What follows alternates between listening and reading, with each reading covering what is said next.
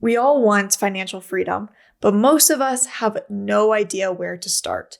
I've been there in my early 20s, stuck in a job that I hated, knowing that if I could just master and figure out my finances, I'd have a pretty good way out. But I was so overwhelmed by the amount of information out there. I didn't know what applied to me, what didn't, and most of all, I just had no idea how to get started. So in this video, I want to walk through 7 super simple steps that you can take today to get on the path to financial freedom.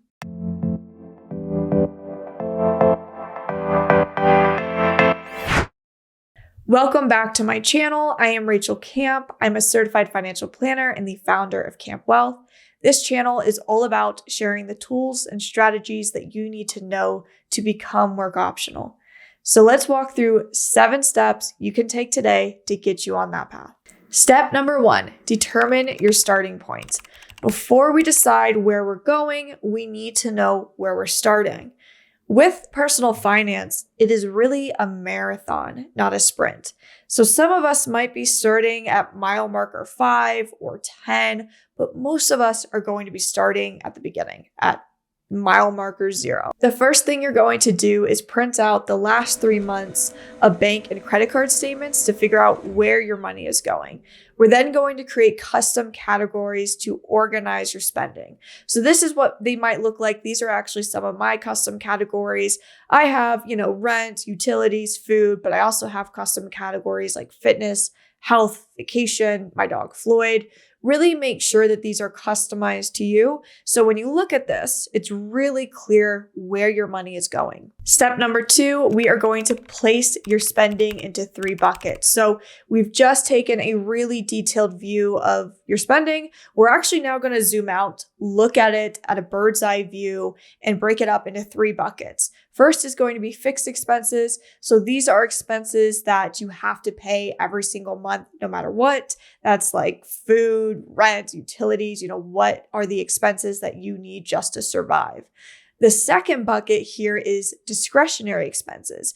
These are kind of like the nice to have expenses. So vacation, entertainment, eating out, everything that in an emergency, say you were to lose your job, you could cut these expenses if you needed to.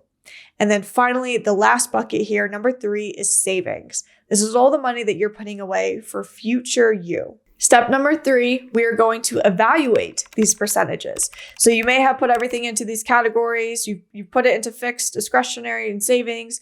And now you're thinking, okay, what do I do with these numbers? Convert them into a percentage. And what you're going to do is take that number. So say we found out that you spend every single year $50,000 on fixed expenses. Take that over your total income or total spending, and you'll get a percentage for fixed. So do that for fixed, discretionary, and savings.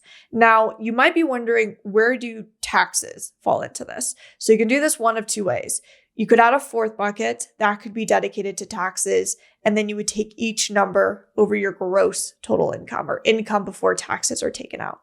Or you could say, let's put taxes aside and just assume it's not there. And now we're going to take all of these numbers and divide it by our net income, or our income after we've paid taxes. Now that we have these percentages, we can look at them, and there are some rules of thumb that we can compare them to. So for fixed expenses, we're typically wanting to see it in the 50 to 60% range. For discretionary, we're looking at 20 to 30%. And then savings, rule of thumb is 10 to 20%. Here's the thing. It should be customized to you. And I tend to think 10% of savings is a bit too low. So when I look at my percentages, my fixed expenses are actually pretty low. They're usually about 40% or lower. And that's for 2 reasons. One is because I like to put a lot of money away into my savings bucket because I have a goal of becoming work optional. And if I want to do that quickly, then I need to put a lot of money into savings and investments. The second reason, though, is because I don't value things in my fixed bucket category as much as I do discretionary. My housing isn't as important to me as vacation. So fixed expenses actually come down for me compared to the rule of thumb. Discretionary is a little higher and savings are a little higher. The most important bucket, though, is your savings. This is the factor that's going to determine how quickly you become work optional. So fixed and discretionary, we can kind of work with a little bit and make it customized to you.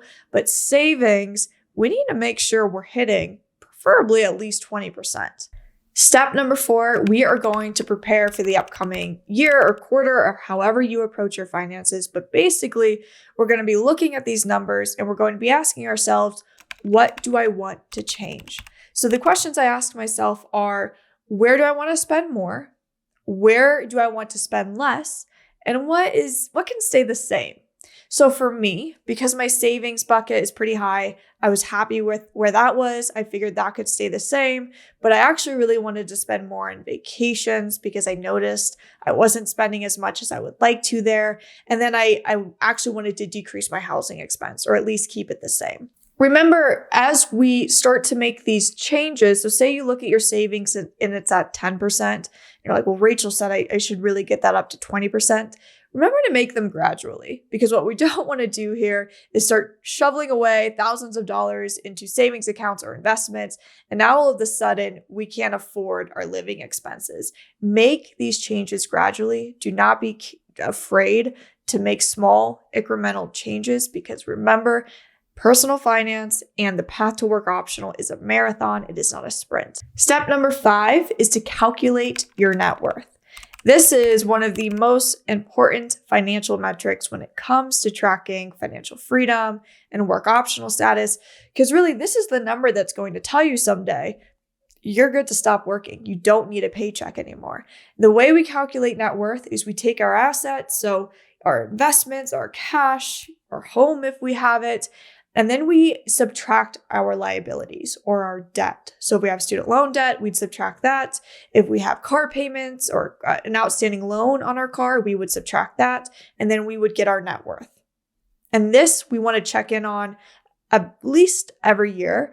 And of course, what we want to see is that our net worth is gradually rising. And then eventually, one day, it'll be high enough to where we no longer need to work. Step number 6 is liquidity, or we can call it cash.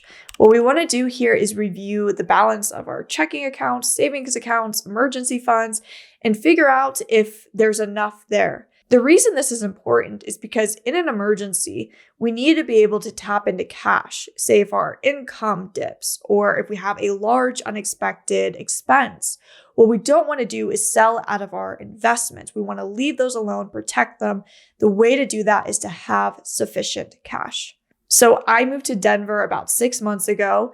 As a result, my living expenses increased quite a bit. So I increased my emergency fund and my cash on hand. So in case anything were to happen, it wouldn't derail my investments or my progress with my financial goals. Step number 7 is to automate. So once we figure out all the different changes that we want to make, we figure out what we want to save every single year, the best way to stick to your financial goals is to automate and set up systems that work for you when you get busy or when you lose motivation. Now, exactly where you should be saving and how much is beyond the scope of this video. But once you do figure it out, set up those automatic transfers so you don't have to think about it. So it might be X dollars to my Roth IRA every single month, and you set up that automated transfer, or X dollars to my emergency fund, or X dollars to paying down debt. Whatever you do, if you can automate it, please do. But remember, start small. So maybe we start with just $50 to an emergency fund, and we see that we can live without that $50. Maybe we try to increase it a little bit. Don't make drastic changes here. We want to make sure we make sustainable changes. That is a wrap on the 7 simple steps you can take to get on the path of becoming work optional. Thank you so much for watching the video. I'll see you in the next one.